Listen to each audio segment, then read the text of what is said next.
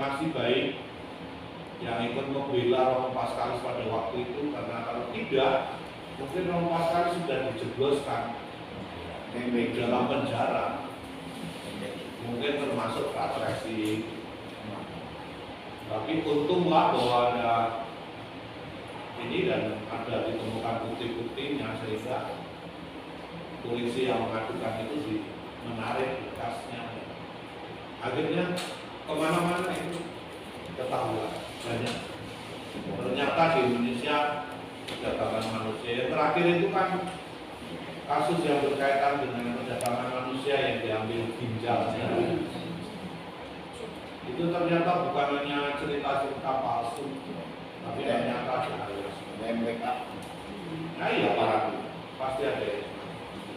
Jadi kalau kita lihat itu perdagangan manusia itu bukan masalah sekarang.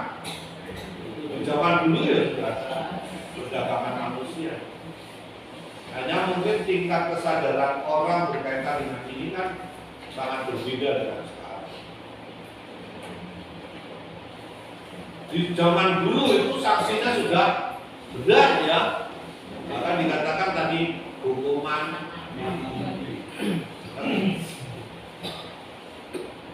Jadi firman ini jelas mau menentang pencurian orang yang merdeka dan terlebih menjaga kebebasan manusia. Mengapa? Karena manusia itu adalah citranya Allah. Kalau citranya Allah, apa sih haknya manusia itu menjual sesamanya? Tidak ada kuasa untuk itu. Ya, seperti kakak-kakaknya Yusuf itu kan menjual, jadi sangat-sangat biasa menjual orang dijadikan budak. Banyak tipuan-tipuan sekarang itu kan ya. Misalnya, ditawari pekerjaan, tapi ternyata orang itu dijual. Banyak itu kasus di Indonesia yang kena, apalagi kalau yang kena PHK kemarin dan tidak hati-hati kan kehilangan pekerjaan. Apalagi ditawari gajinya tinggi kerja di luar negeri, ya, wah semakan banget itu. Ya iya, pasti.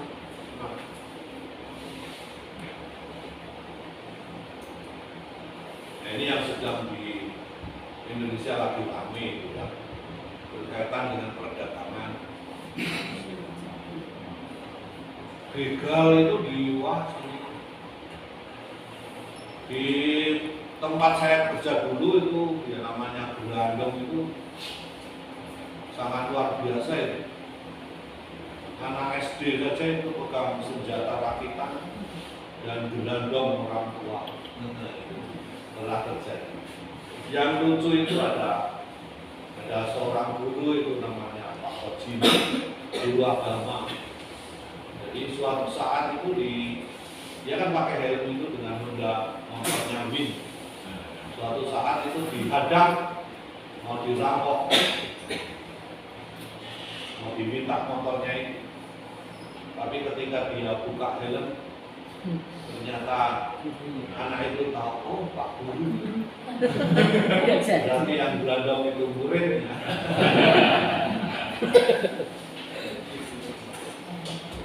Dan ada cerita juga bahwa suatu saat itu ada pastor diminta uangnya dan itu uang kolektor. Dan akhirnya uang itu dikembalikan. Mungkin karena tahu bahwa ini uang kolektor. Jadi yang Gelandong itu kurang tahu.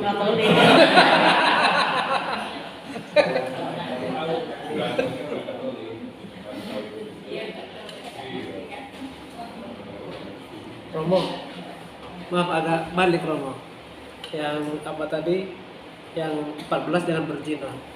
Jadi zaman ini kan Romo, saya lihat kan semakin bebas.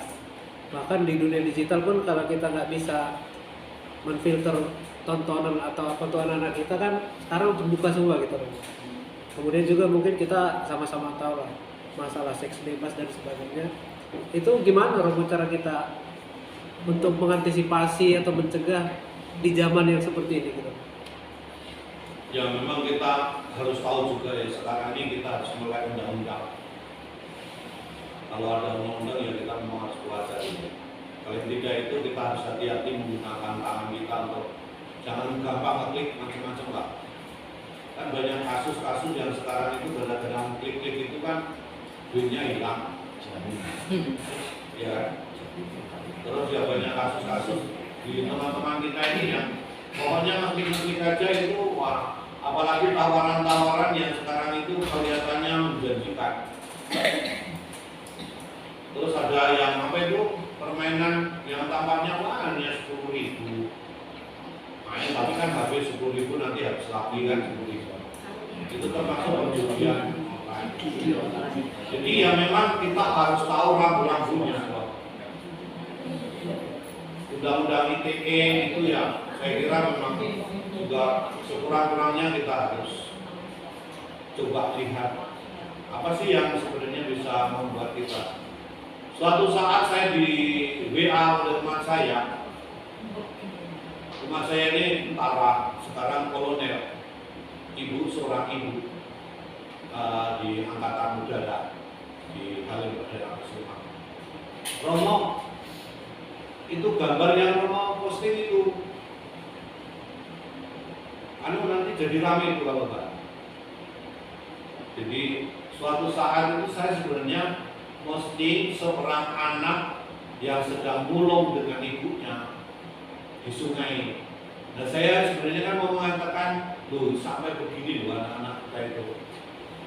Tapi kebetulan anak itu kan nggak pakai baju.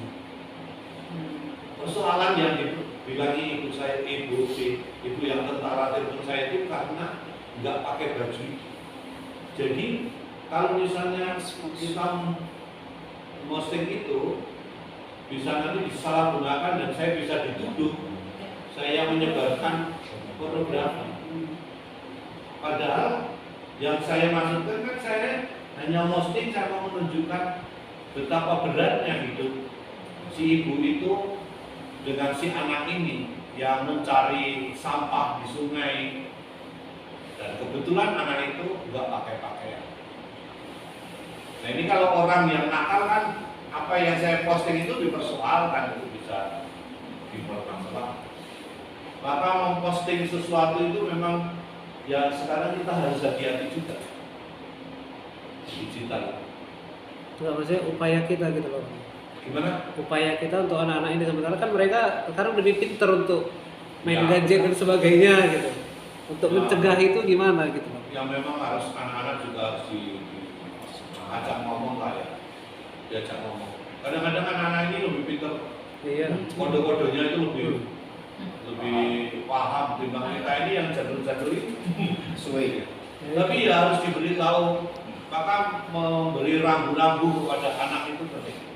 Saya ingat umat saya itu yang tentara itu, dia mengatakan kepada keluarga itu punya komitmen. Pokoknya misalnya ya, kita nonton TV hanya 4 channel saja. Jadi itu menjadi komitmen bersama. Bapak ibunya ya sama. Kalau nonton ya hanya itu. Kompas TV, terus apa itu CNN, berita luar negeri itu, terus National Geographic, satunya apa lagi, pokoknya 4 channel. Jadi nggak ada yang lain. Jadi kalau misalnya kita ngasih HP kepada anak, juga anak harus diberitahu, hanya boleh begini-begini, yang kita boleh pakai ini. Kalau misalnya melanggar, sanksinya apa? Nah, kan harus benar itu, harus dikasih sanksi. Misalnya, kalau kamu sampai melanggar dan bapak ketahuan, lihat kamu, kan itu bisa dilihat di story. Jadi bisa dilihat di story. Nanti kamu akan kena sanksi. Tapi jangan nanti kita begini, jangan kita ngomong sama anak begini, tapi bapaknya ngomong nonton apa itu terjadi misalnya. Bapak ibu yang nunggu anaknya bina iman, wah kami cekik.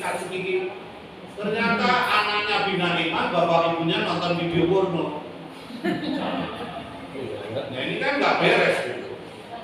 Jadi di situ kan ada ketidakkonsekwenan antara apa yang dikatakan kepada anak dan yang dilakukan orang tua. Harus tetap diberi rambu-rambu kalau anak-anak. Dan ketika kita ngasih barang itu lah diberi rambu-rambu. Jangan barangnya udah dikasih, udah dipakai, kita baru ngasih rambu-rambu. Saya ingat itu, rumah saya dulu ada yang sampai pisahan. Sampai pisahan.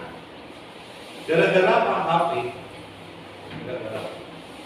Jadi istrinya itu dulu hanya punya HP jadul yang bisa SMS sama telepon itu loh, nggak ada gambarnya.